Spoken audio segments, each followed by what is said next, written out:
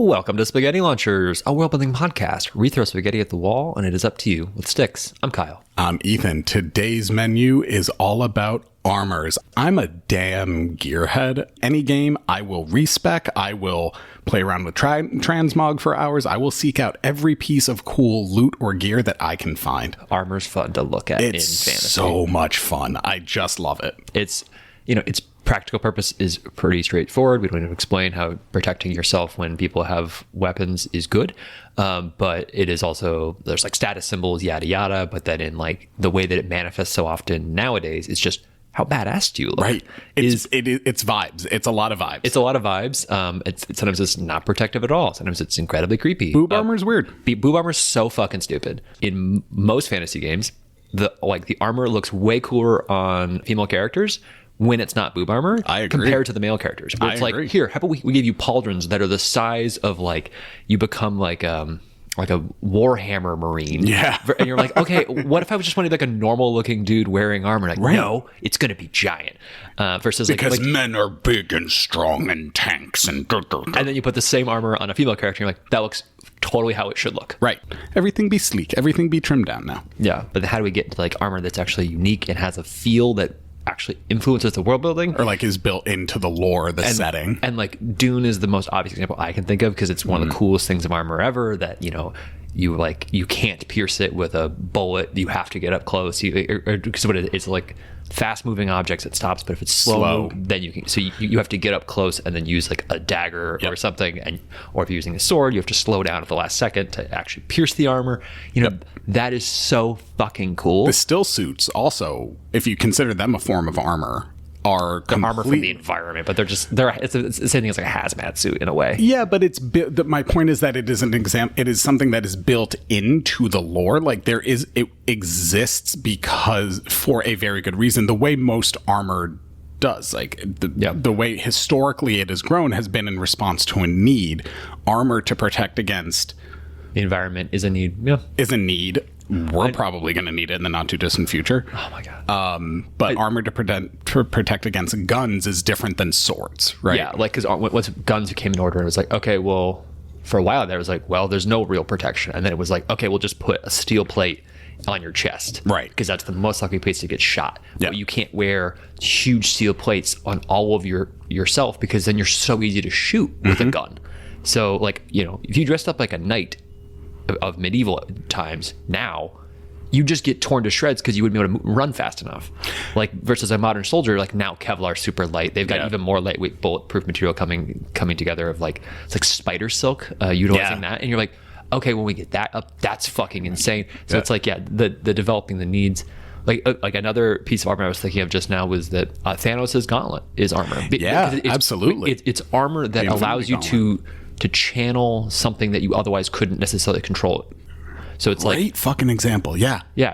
So like, I mean, if you were wearing armor that was, that just like, if you put a gem in there, like, like Tony Stark again, like similar thing of like, you need the armor to utilize the thing that will give you power because otherwise it would overwhelm your body.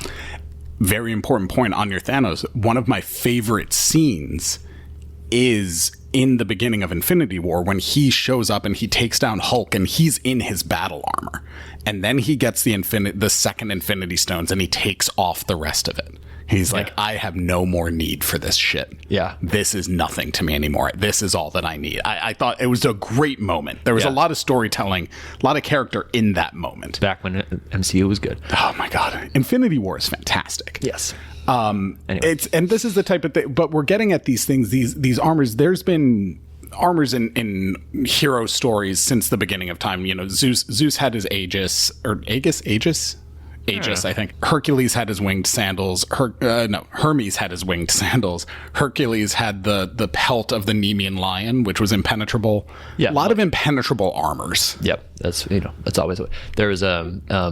In vanilla WoW, there was a shield called the Immovable Object, and there was a mace called Unstoppable Force. And you could wield them at the same time, and it was very fun. That's awesome. There's actually a Chinese myth about that, where a merchant was selling a spear or a sword that could cut through anything, and armor that could protect against anything. And which wins? Right. And a customer came up and was like, "So which one did together, what would happen? And the vendor had to be like, shit. And now it's a parable.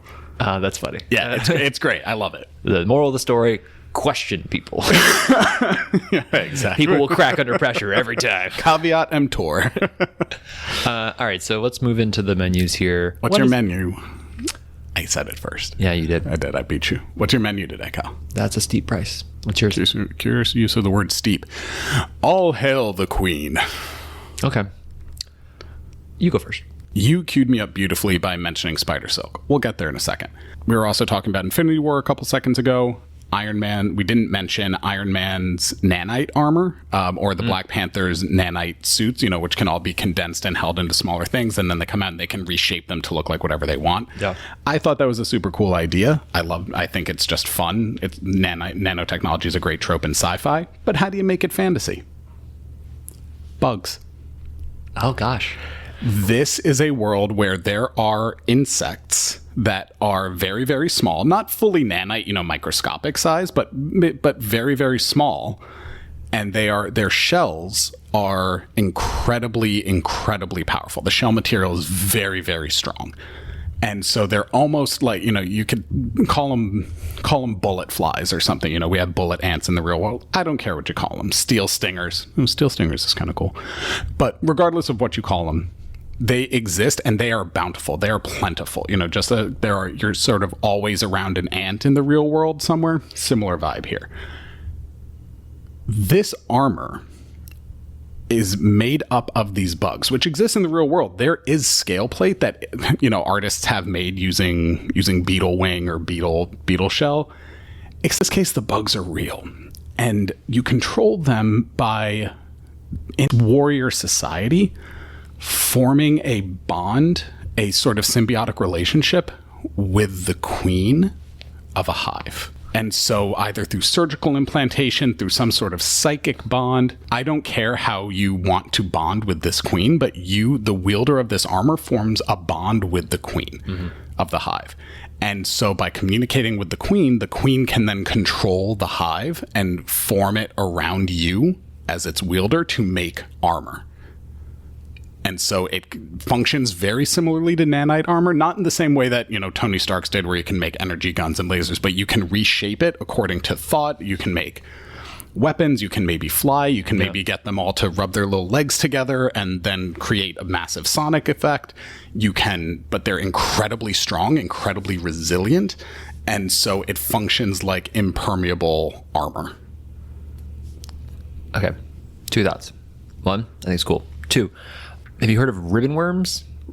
Ribbon worms? Yeah. No, what are ribbon worms? They're fascinating. I think they fit this kind of well. They're a worm that basically shoots out like this goo, like tendrily ribbon thing that will spread. So you look it up.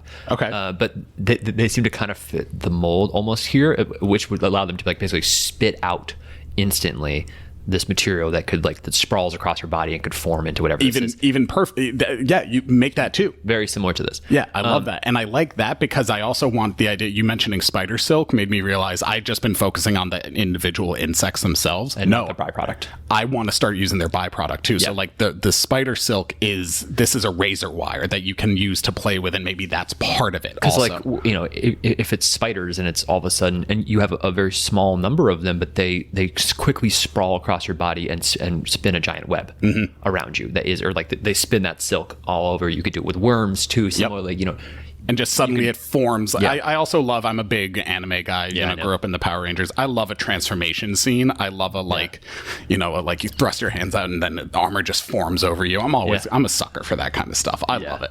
So what happens if the queen or these insects die? They're abundant. You can replace them. So but you have to go through. It'd be like if your armor breaks, if your metal armor breaks, you have to go get it repaired. Yep. You have to spend the downtime without ending this armor because you have to go get a new set of insects and a new queen. You have to reset, and it might take longer than repairing metal armor. But the benefits vastly outweigh it. And maybe it's the type of thing where I'm assuming that the insects, the colonies, are plentiful. So wherever you are, there's a pretty good chance you might be able to replace wherever needed. you are. There's Yeah. a chance you might be able to replace as needed.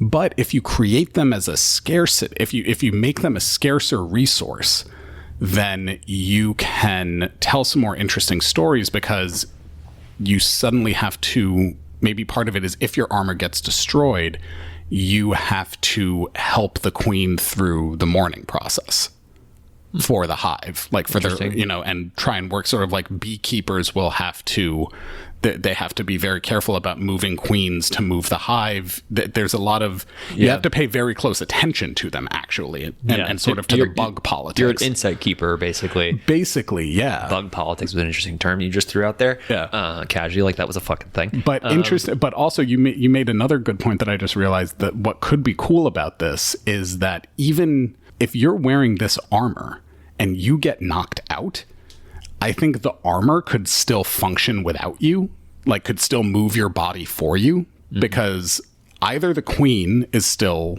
awake and has interest to protect you, or even if the queen is incapacitated, the hive will protect the queen, and the queen is bonded to you. So it will still, I like it like someone being knocked out and the armor still like the bugs trying to move the body around to get it around to protect the queen. Yeah. That's all. It was just a fun aside idea. Yeah. Yeah. I started immediately going to Spider-Man. They can help you. You can climb walls in this armor. You can make a coming of age ritual about you have to find your queen and bond with it. Because you can also do, I think it's the malleableness of, you could just send these out as also scouts and stuff. You could say, go under this door and tell me what's on the other side. Just goes under the door, and then it can come back, and you can kind of signal to it can signal to you what's behind the door. You could theoretically shed the armor and have it make a whole independent autonomous body next to you to fight alongside you. And so you could have two instead of one. Interesting. That would be a very advanced use case, but you could do it. Yeah, you use it just as like a fake version of, you can, you could use it in different ways. I feel like there's limits on where you're like, or are there? Like, could you use them to pick a lock? Could they form into a lock, like into a key inside of that lock? Maybe, maybe not. If they're not, if they don't have the rigidity as like if they have to move into place, and then like, do they have the rigidity to do it? I don't know. Will depend on the bug. If they're worms, they might be able to like squish and mold into it. Yeah, it was interesting hand motions you made for I did some like full hand pinching over here. Yeah, it was weird. Right in front of me and right into your face. I think the mic picked up a lot of the like ASMR noises. Welcome to our new ASMR It can like podcast. squelch into there. Yeah. Don't use squelch. That's a bad word. Squelch. All right, that's cool. Yeah. So all hail the queen. I think the queen shell, something like that. Queen scale. Ooh, queen scale could be fun. That's cool. That works. Queen scale. Yeah. Or queen mail. Queen mail. Yeah. The queen scale is better. I don't know why. Yeah. So yeah, queen scale. Cool. What you got, Kyle? I think this is the idea that I've come up with. I'm the most confident you're gonna love. Ethan, have you heard of Vivianite? For those of you uninitiated with Vivianite, it is Ethan's favorite material in the world. Please listen to our episode on magical substances for a full debrief on how much he loves it.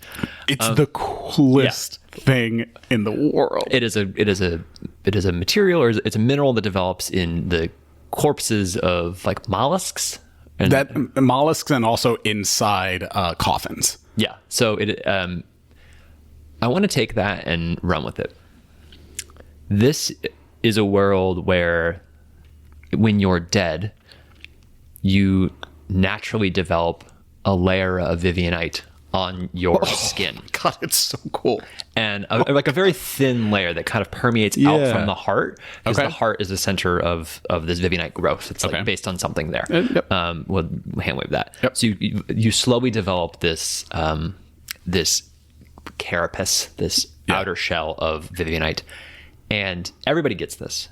But the key is, before it reaches the brain, if you resurrect the person, they can walk around with this outer shell of hard mineral that is light enough for them because it's built into their skin now. Yeah. So they are basically like a rock person, but they have the full function and full capacity of a human. But you need to resurrect them, which is incredibly hard to do, and very few people can do it. They have to be willing to die, or not willing, but they just do die. Yeah. But you would only resurrect them if you know that they wouldn't try to kill you, because now you can't. It's harder to kill them. You got to go for the head because the material's strong. The material's so strong. But their head will be vulnerable. Like, I'd say it's probably like you'd see streaks of it kind of going up their neck. But that's like before it gets to like the jaw, they've got to stop. The jaw is the cutoff point where they're like, okay, get them out of there. Because they want it to spread as far as possible to give you the most defense. So like maybe the bottom of the legs aren't as protected, but you can just wear greaves for that. But like the core of them is going to be insulated by this. And I imagine it's every person, because crystalline growth in nature is not the same. Like very famously, snowflakes are all individually unique. So I imagine every pattern of growth would be different. It's not a uniform. So somebody might have a really highly developed layer of it on their right arm, right, which makes their arm much thicker and would kind of work better as like a shield arm, and then switch and it's no longer their sword arm because it's that's the way it worked or whatever. Yeah, like you could have these incongruent growth patterns. Yeah. But then the people who are being brought back are they conscious or are they just zombie control? As long as their head, when their head is intact, they come back fully normal. Okay. They come back as like a resurrected person in this world. Like, right. And they might lose part of themselves, like a Jon Snow type of scenario, but they might also not, that is up to the individual. But the key of like making sure the head is intact, so they are not zombies. They are not being mind controlled. That's what I was asking. So like you would do it with, like special forces types, in an army of like, these are the elite of the elite, and we will kill them and have them in a controlled environment. They have loyalty and understand that we'll bring them back and yada yada, because it might be like we voluntarily will die. We will have them stab us and let us die so we can come back like this. Or, it could be that very cool. That, it's like a fantasy cyanide pill.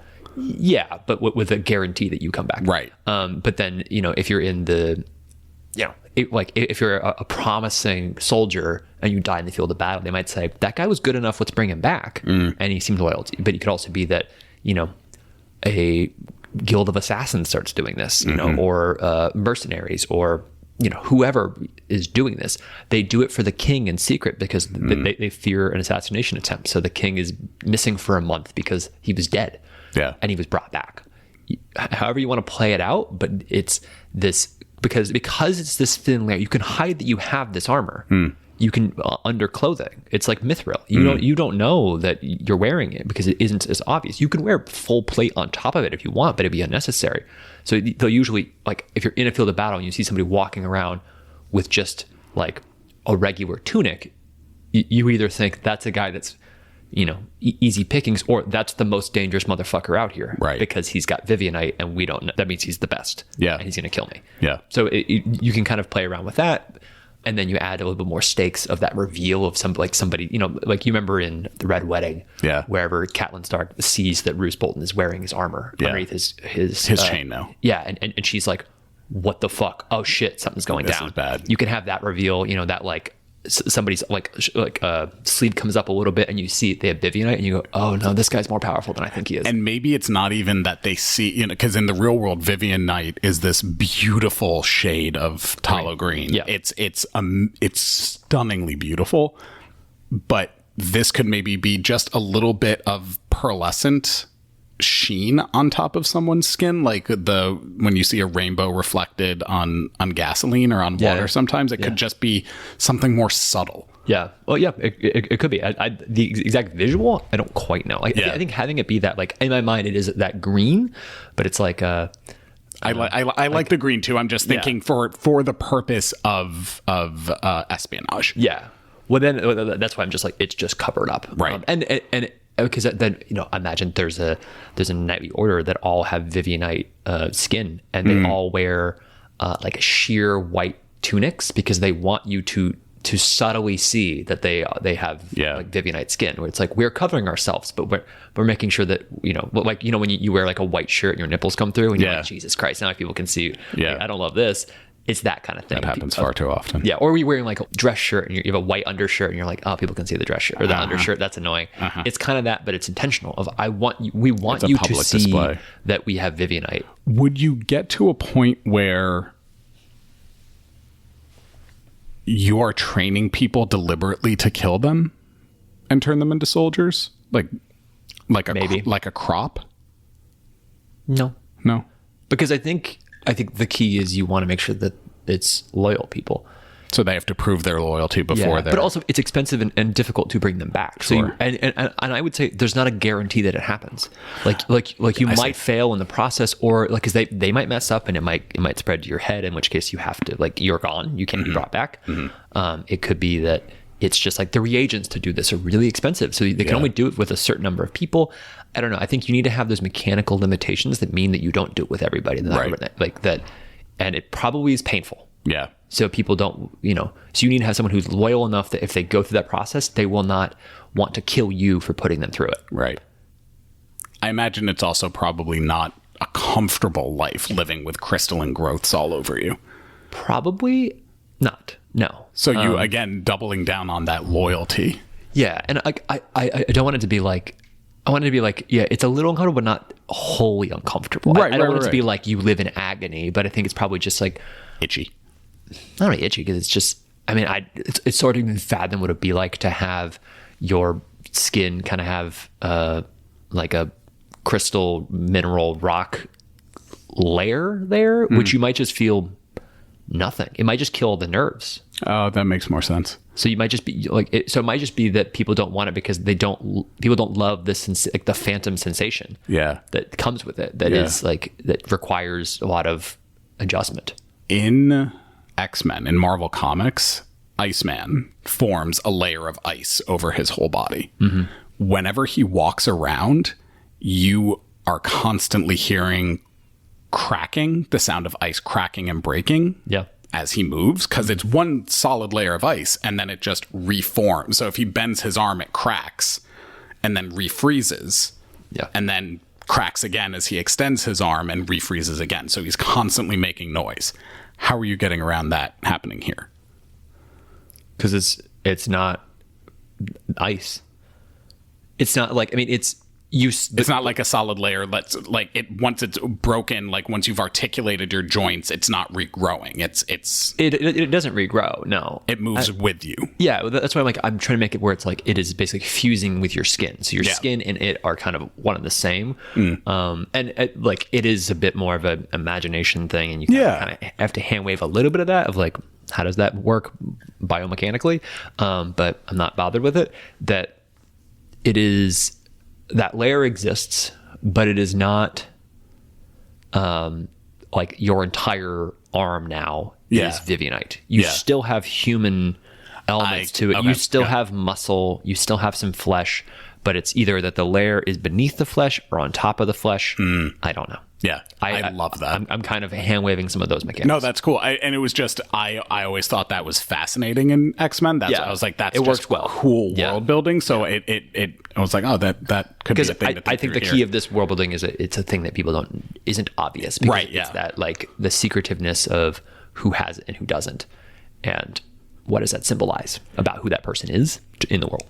Anything, Vivian. I think I'm stuck. You know me. I'm trying to come up with a name for what you'd call this group, like it's not just one group. Or you mean the group of people who like the disparate people who do have like what would you call someone like this? The Greens. Yeah, you could do the green. You could do the Greens. You could do the Greens. You could do the Returned. You could call them Shards. Yeah, but that's real Stormlighty. Yeah, it is real Stormlighty. Also, it sounds a little bit like they're the Sharts. They're the Grown? No, sounds weird. I don't know. Spikes. Lees. I don't know. You can name it whatever you want. Anyway, so that's an idea. I love that. I think that's. Was I right that was probably one? Yeah, no, you were super on board with that. You were completely tens across the board. That was an Ethan idea. Tens across the board, my guy, and it would fit in really well with the House of Nyx. That they would this happens sometimes, and they are bringing these people, and so they're ones making up the. Yeah, I think that we said they were going to be guarded. The mausoleum would be guarded by paladins, and so maybe some of these soldiers make up the Plutonian Knights. And this is the nature of this podcast is where it's all disconnected, and there is no particular order to any of it. Yeah, but there are some times where we are repeating ideas because some ideas you can keep going back to the same well for a similar thing, and this is another example of this. Is like the third episode that this has become a relevant topic for. So, explore that with your werewolf. Then go back to old shit. All right, well, let's move on to some frozen lasagna here. Frozen spaghetti. No, still lasagna. Nope, still lasagna. Frozen spaghetti's bad. Casseroles are reheat better. That's it. True. Yeah. That's just... As someone who made lasagna last week, 2 weeks ago, it's so easy to just cut a piece and throw it in the oven. Absolutely. Perfect. Anyway, all right, so frozen lasagna. You have 1 minute. What do you got? Bing. Soldiers wearing armor tend to kill a lot of people.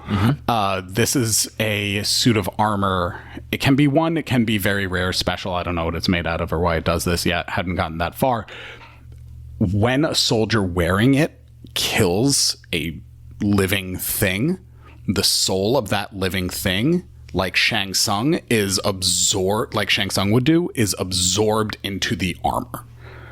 And the user of that armor can now draw on the soul for either magical power or knowledge, information.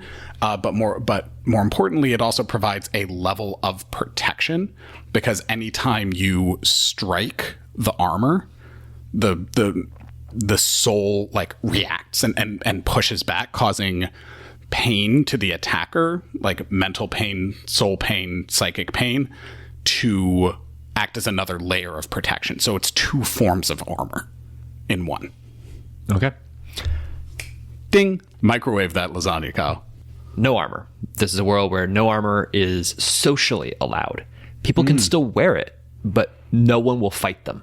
If you wear armor, it is the greatest shame in this world, because all fights are supposed to happen in the nude. Because you're weak enough that you feel you can't. Yeah. It is, and it is trying to get back to fight is a carnal event. It is feral. You are supposed to be as raw and in your animal form as possible. I love that. And you shouldn't be sullying material with a fight. That is for cleaning up after the fight. So all fights and all battle is supposed to happen in the stark nude. Yeah. And that's it. And if you wear armor, people run away from you. They say, no, we will not fight you. It's that type of shame. They run away shaming you. And it would be like because they're nude, they can move faster because you are weighed down by your armor, and they just taunt you, and people, everybody just fully shames you, and people back up. It's the inverse of someone walking around naked in the real world. In the real world. Yeah. All right. What's stuck for you, Ethan? So what stuck for me, I think more than anything, I think the Naked Warriors. I like the lore and the societal element behind that. And I like the how do we fold in the Vivianite into the House of Nyx? That question I think I'm going to be playing with for a long time. What stuck for you? Besides everything, obviously, because that's what stuck for me. Vivianite. Vivianite, yeah. Yeah, I like my entire idea. Full stop the whole way through. Yeah. I don't have any... that's it. No, it's again, it's so much fun to dig deep into an idea from before, build into it, add into it. It's really fun. And you can do it separately. It doesn't have to be that you add in this or that or whatever, but these are pieces that you can mix and match. And that's kind of fun to say, here's an idea that we did before. What if we reskinned it? What if we took away what we did in Magical Substances, and instead it was, what if this was all it was? Yeah. It just the same core idea with a completely new skin, completely new results works. Especially taking something that is in the real world and then applying it however we want. Like your idea, like the ribbon worm is a great example really cool. of a strange creature that you could apply in other ways, and it's similar to what you're doing. And I was thinking about how do you make that work in other ways in a world building way? It's just respinning the same idea until you come up with a bunch of different iterations is always fun. Yeah, no, it really is. Yep. It's so much fun. That's what stuck for us. Let us know what stuck for you. Emails in the show notes. Thanks for listening. Goodbye.